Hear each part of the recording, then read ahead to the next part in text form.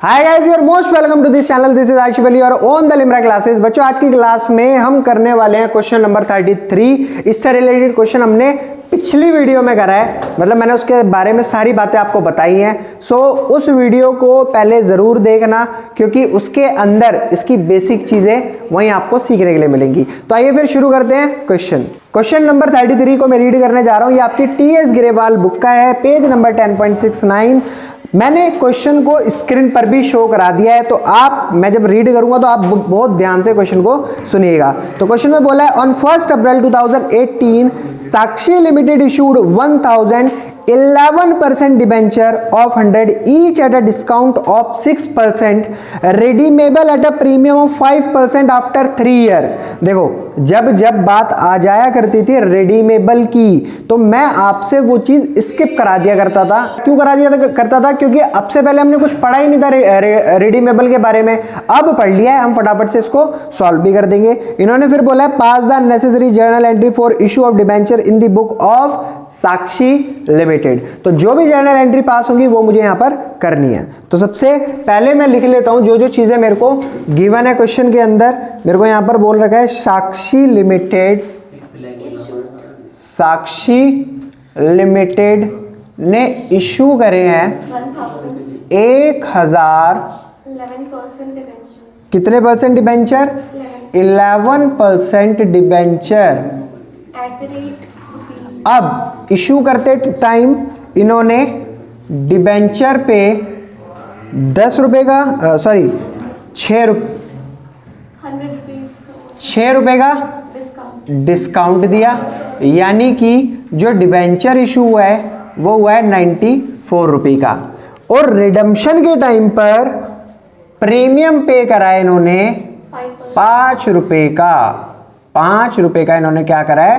Premium पे करा है। तो यहां पर कितना अमाउंट पे करा होगा? 105 रुपये। तो 6% 100 का निकालोगे तो 6 रुपये आएगा, और 5% 100 रुपये का निकालोगे तो 5 रुपये आएगा। तो 6 रुपये डिस्काउंट था, वो हमने माइनस करके यहाँ पर लिख दिया। 5 रुपये प्रीमियम था जो रिडम्पशन के टाइम पे करा गया, तो वो मैंने ऐड करके यहाँ पर लिख दिया 105 रुपये। तो आइए फिर जल्दी से इसकी जर्नल एंट्री कर लेते हैं। तो इसकी पहली जर्नल एंट्री क्या बनेगी बच्चों?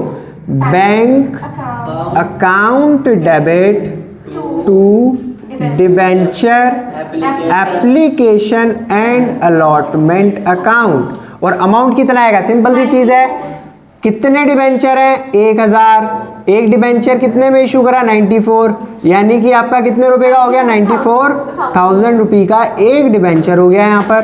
तो ये तो हो गई हमारी इशू की एंट्री। अब आ जाते हैं रिडम्पशन की एंट्री पर। जब इन डिबेंचर्स को रिडीम करेंगे तो debenture application and allotment account debit, ठीक है, 2, कहीं मत जाओ, कुछ मत करो, सीधा लिखो 2% डिबेंचर अकाउंट। एक बात बताओ, ये यहां पर कितना आएगा? 94,000 रुपये। क्लियर है? डिबेंचर की फेस वैल्यू क्या है? 100 रुपये। ठीक है, फेस वैल्यू क्या है भाई? मैंने यहाँ पर फेस वैल्यू नहीं लिखी, मैं फेस वैल्यू लिख देता हूँ 100 रुपये। तो 100 रुपये की डिबेंचर की फेस वैल्यू, तो उस हिसाब से कितने रुपए के डिबेंचर हो गए? 1 लाख रुपए के। अब मैंने आपको एक बात समझाई थी ना, जो पापा जी और बेटा जी करके समझाई थी, तो वहां पर मुझे क्या करना होता है?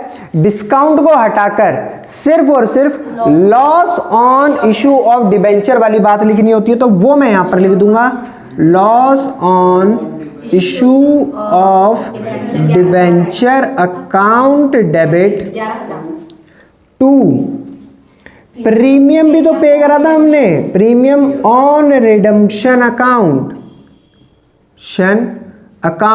भाई प्रीमियम कितना पे करा? आप देखो फटाफट से, कितने? 5 रुपए। तो यानी कि 1000 शेयर मैंने रिडीम करे 105 में, तो कितना हो जाएगा? 0005 5 रुपए, सॉरी 5 रुपए करे ना, हाँ। तो यहां पर जो रिडम्पशन के टाइम मैंने प्रीमियम पे करा है वो कितना करा है? 5,000 रुपए। अब यहाँ कितना आ गया? देखो आप, 1 लाख और 5,000, 1 लाख 5,000, और यहाँ कितना है? 94,000। अब आप ना उस चीज को समझो जो मैं कहना चाहता हूं। देखो, डिस्काउंट कैलकुलेट कर लेते हैं भाई, कितने रुपए का डिस्काउंट दिया था? 6 रुपए का। तो 1000 इंटू 6 कितना हो गया 6,000 रुपए।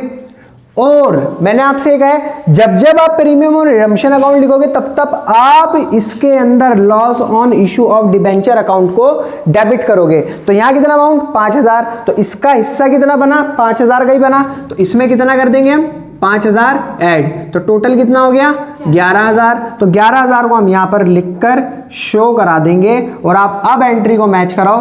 94,000 में 11,000 को ऐड करो तो कितना आएगा 1,05,000 रुपए। और इन दोनों को देखो ये भी कितना आ रहा है 1,05,000 रुपए। तो कहीं ना कहीं हमारी जो एंट्री है वो मैच कर रही है, यानी कि जो बैलेंस है वो मैच कर रहा है।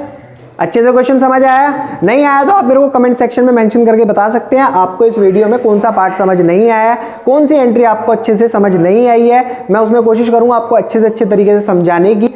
और अगर आपको वीडियो पसंद आ रही है तो प्लीज वीडियो को लाइक कमेंट शेयर करना ना भूलिएगा। अब मिलेंगे आपसे अगली वीडियो में अगले क्वेश्चन के साथ, तब तक के लिए बाय बाय एंड टाटा।